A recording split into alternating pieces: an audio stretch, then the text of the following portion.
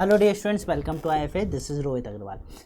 आज के हम इस सेशन में बात करने वाले हैं एक और प्रीवियस ईयर क्वेश्चन से ऐसा नेट का जो अपने लास्ट एग्जाम में पूछा गया था, जो कि बेसिकली हमारे ऑर्डर स्टैटिस्टिक्स जो टॉपिक है उस पर बेस्ड है। बहुत ही इजी क्वेश्चन पूछा गया था, तो देखते हैं किस तरह से इसको अप्रोच करना है क्वेश्चन को। ठीक है ना, चलिए इस क्वेश्चन समझते हैं। पहले क्वेश्चन क्या बोल रहा है, उसके बाद इसका सॉल्यूशन देखेंगे। ठीक है ना, क्या है, let x1 up to x1 x2 up to so on, यानी एक सीक्वेंस है हमारे किसका, IID रैंडम वेरिएबल का। यानी कि इसका मतलब ये सभी कैसे होंगे, हमारे पास इंडिपेंडेंट भी होंगे और साथ में आइडेंटिकल, इनके साथ का मेन वेरिएंस सबको सेम होगा। ठीक है ना, with uniform distribution on the interval 0,1, यानी कि सारे कैसे हैं, किसको फॉलो कर रहे हैं, यूनिफॉर्म डिस्ट्रीब्यूशन को, जिसकी रेंज 0 से 1 के बीच में है। ठीक है, फिर क्या है, let y n k denote the kth order statistics based on the sample, यानी कि जो हमने सैंपल है हमारा x1 से लेके n सैंपल, उसको हमने अगर ऑर्डर स्टैटिस्टिक्स उसका यानी कि उसको असेंडिंग ऑर्डर में अरेंज किया, उसमें जो kth नंबर का सीक्वेंस का जो हमारा रैंडम वेरिएबल होगा, ठीक है, that represent the y n k।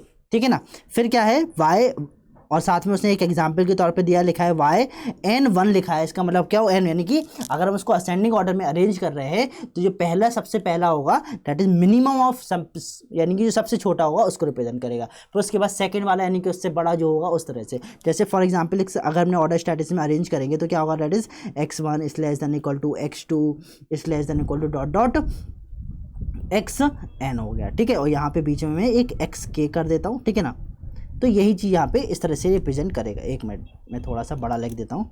यहाँ पे first order statistics is less than equal to second order statistics is less than equal to, मैं यहाँ पे मान लेता हूँ kth order statistics, and this is up to nth order statistics. तो उसने बोला कि जो kth ऑर्डर स्टैटिस्टिक्स है हमारा, ठीक है, उसको हमने यहाँ पे जो xk है हमारा, इसको अपन ने रिप्रेजेंट कर दिया yn k से। ठीक है ना, यानी कि n रिप्रेजेंट कर रहा है कि कितने टोटल सैंपल है हमारे पास, उसमें कौन से नंबर का वो आ रहा है, वो k रिप्रेजेंट कर रहा है। ठीक है, फिर क्या बोला, what is the probability that y21,7 and y22,7। ठीक है ना, अब इसका मतलब क्या हुआ, अगर हमारे पास n की वैल्यू 21 हो जाती है, if we take n is equal to 21, then जो हमारे 7th नंबर का होगा, ठीक है, जैसे मैं लिखूँ यहाँ पे y1 y2, ठीक है, y3 डॉट डॉट डॉट, इस तरह से y7 हो गया, y8 हो जाएगा।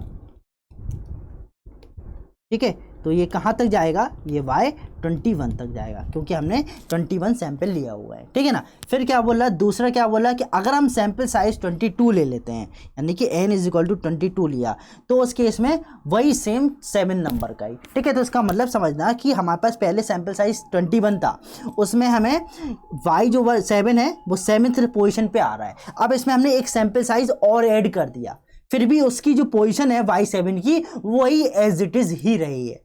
समझ लो बात को, कि हमने n सैंपल लिए थे, उसको हमने अरेंज किया है। ठीक है, अब n की वैल्यू हमने 21, यानी कि 21 हमारे पास सैंपल्स हैं, उनको हमने असेंडिंग ऑर्डर में अरेंज कर दिया है। ठीक है, तो एक कोई सैंपल है जो कौन से पोजीशन पे है, 7th नंबर की पोजीशन पे है असेंडिंग ऑर्डर में, यानी कि छोटे से बड़े में। ठीक है ना, अब उसने बोला कि मान लो अगर हम एक सैंपल साइज और ऐड कर रहे हैं उसमें, भाई तो मतलब हुआ कि अब सैंपल साइज 22 हो गए, यानी कि एक और ऐड से कर दिया, बट उसकी जो पोजिशन है, यानी कि दोनों इक्वल होने का मतलब क्या हुआ कि वो दोनों सैंपल सेम है हमारा। ठीक है, यानी कि y7, यानी कि इसी में अगर हम ऐड कर दें 22 बना दें, तो इसका मतलब हुआ वो एज इट इज, यानी कि प्रोबेबिलिटी बताना है उसकी ना, कि यहाँ पे वो पोजीशन उसकी फिक्स रहे। यही तो मतलब दोनों इक्वल, मतलब क्या हुआ कि वो सैंपल हमारे 7th पोजीशन पे रहे, यानी कि जो सैंपल हमने ऐड किया हो वो इसके बाद ऐड किया होगा।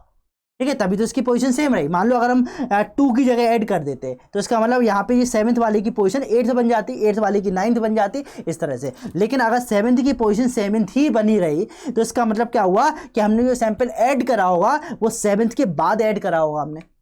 ठीक है ना, अब 7th के बाद कितनी पोजीशन खाली होंगी हमारे पास, अब टोटल कितने सैंपल हो गए, 22 सैंपल हो गया। उसके बाद कितनी पॉसिबल केसेस बन सकते हैं हमारे पास, हो सकता है कि हमने 8th पोजीशन पे ऐड करा हो सकता है 9th पोजीशन पे ऐड करा हो सकता है 10th पे ऐड करा हो सकता है लास्ट ऐड कर दिया 22। तो कितने पोजीशन हो गए हमारे पास, 8 9 10 11 अप टू कहाँ तक, 22 तक। इतनी पोजीशन जो है वो हमारे पास फेवरेबल हो गई, और टोटल पोजीशन कितनी है, 22 टोटल पोजीशन है हमारे पास। ठीक है ना, तो प्रोबेबिलिटी निकालनी है, तो फेवरेबल पोजीशन कितना हो गए, 8 काउंट कर लो, तो एक काम करो 22 में से 7 माइनस कर दो, यानी कि 7 पोजीशन पे नहीं रख सकते हैं। ठीक है, तो वो क्या हो जाएगी, दैट इज 22 माइनस 7 करेंगे तो कितना आएगा, 15 हो जाएगा। तो फेवरेबल केसेस कितने हो जाएंगे, 15, और टोटल केसेस कितने हमारे पास, 22। ठीक है ना। तो प्रोबेबिलिटी ऑफ, इसको मैं हटा देता हूँ, probability of y21,7 equal to y22,7 जो है उसकी प्रोबेबिलिटी कितनी हो जाएगी 15/22।